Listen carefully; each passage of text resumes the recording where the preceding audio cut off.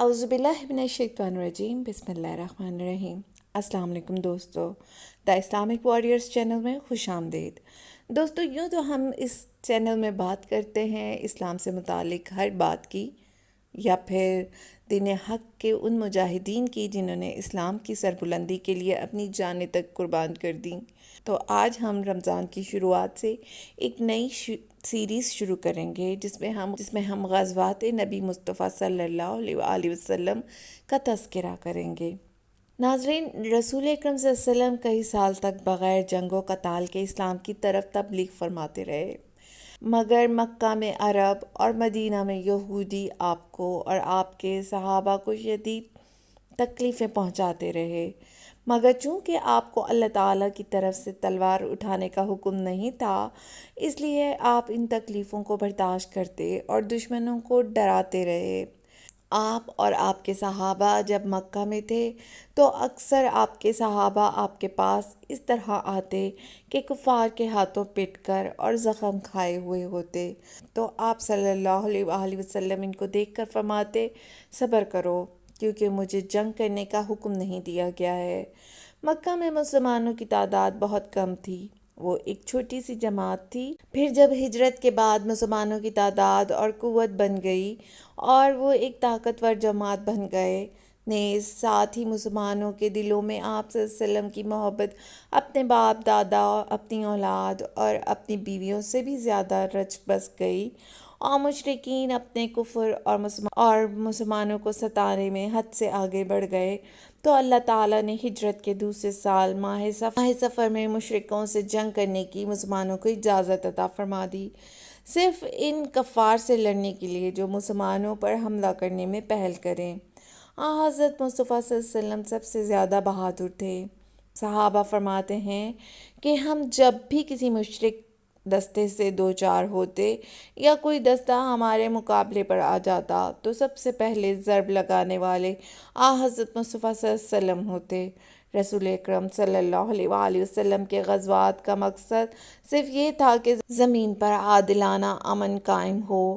جب تک عدل نہ ہو اس وقت تک امن کی ضمانت نہیں دی جا سکتی۔ غزوہ وہ جنگ ہے جس میں آپ خود شریک ہوئے۔ حضور اکرم صلی اللہ علیہ وسلم کے ایسے غزوات 27 ہیں جن کے نام ہیں غزوہ بواطہ، غزوہ عشیرہ، غزوہ صفوان، غزوہ بدر کبریٰ، غزوہ بنو سلیم، غزوہ بنو قینقاع، غزوہ سویق، غزوہ قریرۃ القدر، غزوہ عطفان، غزوہ نجران، غزوہ احد، غزوہ حمراء الاسد، غزوہ خندق، غزوہ بنی قریظہ، غزوہ بنی لحیان، غزوہ حدیبیہ، غزوہ ذی قرداس، غزوہ حنین، غزوہ وادی القرا، غزوہ عمرہ القضاء، غزوہ فتح مکہ، غزوہ حنین و طائف اور غزوہ تبوک، اور وہ غزوات جن میں جنگ کی نوبت آئی 8 ہیں: بدر، احد، بنی المصطلق، خندق، بنی قریظہ، خیبر، فتح مکہ، حنین۔ حضرت محمد مصطفیٰ صلی اللہ علیہ وسلم اپنی امت کے لیے ایک محکم نظام حیات لائے۔ دفاع ملک و ملت سے اہم تر کون سا مسئلہ ہو سکتا ہے؟ اجتماعی زندگی کے اس اہم مسئلے سے متعلق حضور صلی اللہ علیہ وسلم کا ہر عمل حکم کا درجہ رکھتا ہے۔ جب دشمن میدان جنگ کا رخ اختیار کرتا ہے تو آزاد قوم اپنے ہاتھوں کو روک کر نہیں بیٹھتی۔ اللہ تعالیٰ کا حکم ہے کہ اگر دشمن کے حملے کا جواب میدان میں اتر کر نہ دو گے تو تمہیں سخت عذاب میں ڈالا جائے گا اور تمہارا آزاد مقام کسی اور کو دے دیا جائے گا، یعنی تم غلام بنائے جاؤ گے۔ چنانچہ حضور اکرم صلی اللہ علیہ وسلم نے حملے کا جواب حملے سے دیا۔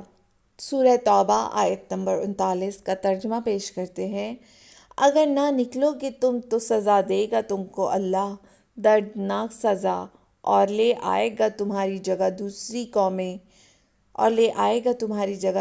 قوم کو، اور نہ بگاڑ سکو گے تم اس کا کچھ بھی۔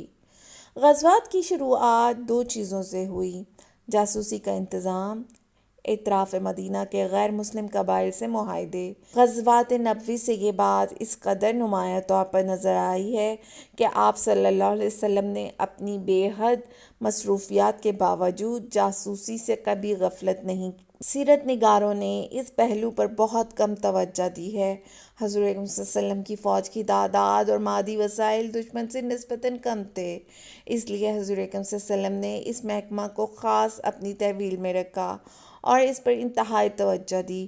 شاید ہی کوئی موقع ہو کہ اہل مکہ یا کسی دوسرے قبیلے نے مدینہ پر حملہ کرنے کے لیے پیش قدمی کی ہو اور اس کی اطلاع پہلے ہی حضور تک نہ پہنچ گئی ہو۔ مدینہ کے قیام کے 9 سالہ عرصے میں صرف 2 مرتبہ دشمن نے اطراف مدینہ کے باغات اور جانوروں کو نقصان پہنچایا اور بھاگ گئے۔ اکثر ایسا ہوتا کہ دشمن راستے میں ہوتا اور حضور دوران راہ ہی وہاں پہنچ کر مدینے پر ان کے حملے کے منصوبے کو تہس نہس کر دیتے۔ رسول اکرم صلی اللہ علیہ وسلم کے غزوات ہی سیرت نبوی پر مکمل روشنی ڈالنے کا ذریعہ بن سکتے ہیں۔ حضور اکرم صلی اللہ علیہ وسلم نے 9 سال کے عرصے میں 27 غزوات کے دوران کم و بیش 721 دن مدینہ سے باہر گزارے۔ یہ عرصہ دور مدینہ کا 5واں حصہ بنتا ہے۔ ان غزوات کی تیاری پر کتنا وقت صرف ہوا اس کے متعلق کسی کو علم نہیں ہے۔ ان غزوات کے علاوہ 50 سے زائد سرایا مختلف مقامات کی طرف روانہ فرمائے۔ سرایا کے دوران صحابہ کا جو وقت صرف ہوا اسے کسی کتاب میں نہیں بتایا گیا ہے۔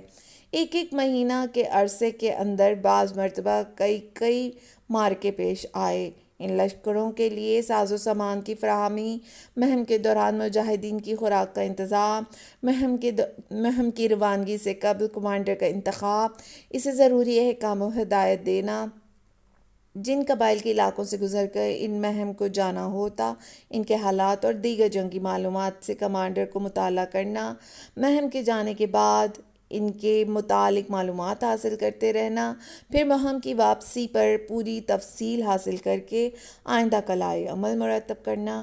یہ سب باتیں کتنی اہم ہیں، یہ ہمیں حضور اکرم صلی اللہ علیہ وسلم کے غزوات ہی سے معلوم ہو سکتی ہیں۔ غزوات نبوی کے ذریعے ان راستوں کی جغرافیائی مشکلات، موسم کے اعتبار سے کیا کیا تکلیفیں پیش آ سکتی ہیں، اس دور کے وسائل حمل و نقل کے لیے آپ نے کیا کیا، یہ بھی معلوم ہو سکتا ہے۔ حضور اکرم صلی اللہ علیہ وسلم کے لائے ہوئے پیغام ربانی میں جہاد انفرادی اور اجتماعی فریضہ ہے۔ حضور اکرم صلی اللہ علیہ وسلم نے اس کی ادائیگی کی غرض سے تمام ابتدائی ذمہ داریاں بطریق احسن انجام دیں۔ حضور اکرم صلی اللہ علیہ وسلم کے غزوات کا مقصد انسانیت کو بے شمار زنجیروں سے نجات دلانا اور انسانی معاشرے میں عدل و انصاف قائم کرنا، امیر و غریب، حاکم و محکوم، سیاہ و سفید، بالادست اور زیر دست سب کے لیے ایک قانون قائم کرنا تھا۔ اس کے لیے آپ صلی اللہ علیہ وسلم نے صحابہ کے اندر انضباط، ڈسپلن پیدا کیا، جس کے نتیجے میں مسلمان سپاہی اس ثابت قدمی سے لڑے جیسے کوئی مضبوط دیوار ہو، ایک فرد بھی اپنے مقام سے نہیں ہلتا تھا۔ حضور اکرم صلی اللہ علیہ وسلم کے غزوات کے میدان پورے جزیرۃ العرب کے صحراؤں میں پھیلے ہوئے تھے۔ ایک مقام سے دوسرے مقام تک سفر کرنا انتہائی مشکل تھا۔ حضور اکرم صلی اللہ علیہ وسلم نے جو معاہدے کیے، ان کی وجہ سے اہل مکہ کا اپنا تجارتی سفر خطرے میں پڑتا نظر آ رہا تھا اور ان کے پائے کی کوئی دوسری طاقت جزیرہ عرب میں موجود نہیں تھی۔ ان کے تجارتی راستے پر مسلمانوں کے حلیفوں کا وجود نہ صرف خطرناک نہیں تھا بلکہ ان کی عزت پر دھبہ کا باعث بھی تھا۔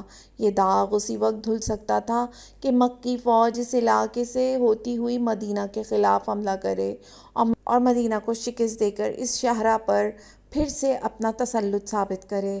امید کرتے ہیں کہ آپ کو آج کی یہ ویڈیو بہت پسند آئی ہوگی۔ ویڈیو اچھی لگے تو اسے لائک کرنے کے ساتھ ساتھ اپنے دیگر دوستوں کے ساتھ بھی شیئر کر دیجیے اور ہمارے چینل دی اسلامک واریئرز کو سبسکرائب کرنا نہ بھولیں۔